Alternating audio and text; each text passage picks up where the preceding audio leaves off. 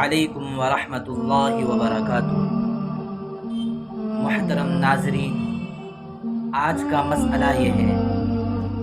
کہ بوسیدہ قرآن مجید، یعنی جو قرآن مجید بالکل پھٹ چکے ہیں اور کیڑے نے اس کو پورے طریقے سے کھا لیا ہے اور یہ قرآن مجید پڑھنے کے قابل ہی نہ رہی، تو اب ایسے قرآن مجید کا کیا کریں؟ کیا ایسے قرآن مجید کو جلا دیا جائے یا اس کو دفن کر دیا جائے؟ یہی مسئلہ ہے۔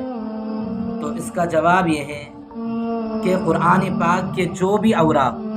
بالکل بوسیدہ ہو جائیں اور ان کی بے حرمتی کا خطرہ ہو تو انہیں جلا کر ان کی راکھ محفوظ جگہ کرنے میں کوئی حرج نہیں، جیسا کہ سیدنا حضرت عثمان غنی رضی اللہ تعالی عنہ نے صحابہ کرام رضی اللہ تعالی عنہم اجمعین کی موجودگی میں لغت قریش کے علاوہ دیگر مصاحف قرآن کو جلانے کا حکم دیا تھا، اور کسی صحابی نے اس پر نکیر بھی نہیں کی تھی۔ اس سے معلوم ہوتا ہے، اور یہ اس بات کی دلیل بھی ہے کہ بے حرمتی سے بچانے کی غرض سے قرآن پاک کے بوسیدہ اوراق کو جلانا شرعاً درست ہے، اور جلائے بغیر بھی قرآن پاک کو پاک کپڑے میں لپیٹ کر ان اوراق کو محفوظ جگہ دفن بھی کیا جا سکتا ہے۔ اگر کہیں پر ہمیں یہ اندیشہ ہو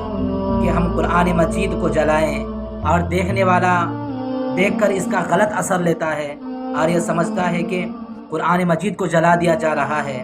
تو ایسے اوقات میں دوسرا کام یہ بھی کر سکتے ہیں کہ قرآن مجید کو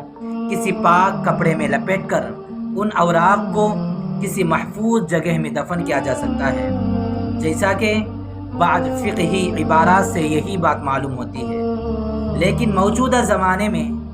تجربے سے یہ بات بار بار مشاہدہ ہو رہی ہے کہ جتنی بھی آج کل کے زمانے سے جتنے کاغذات پرنٹنگ جو ہو رہی ہے اس سے زمین میں دبانے سے گل کر ختم نہیں ہوتے ہیں، اور یہ کاغذات بہت پاورفل ہو رہے ہیں، اور بسا اوقات کبھی کبھی اس زمین کو کھودا جا رہا ہے، کھودنے کی وجہ سے وہ کاغذات پیروں میں آ جاتے ہیں، اور پیروں میں آنے کی وجہ سے اس میں بہت ہی بڑا گناہ ہو جائے گا۔ لہذا ایسے سخت بے ادبی ہو رہی ہے، لہذا اس خطرے سے بچنے کے لیے اگر جلا کر دفن کیا جائے تو بھی شرعاً اس میں کوئی گناہ یا ممانعت نہیں ہے، اس طریقے سے کرنے سے کوئی گناہ بھی نہیں ہوگا۔ چاہے تو آدمی اس کو جلا سکتا ہے، جلا کر اس راکھ کو کسی محفوظ جگہ میں دفن کر سکتا ہے، یا نہیں جلا سکتا تو کم از کم ان قرآن مجید کو اٹھا کر کسی پاک کپڑے میں لپیٹ کر اس کو دفن کیا جائے۔ جزاک اللہ خیرا و احسن الجزاء۔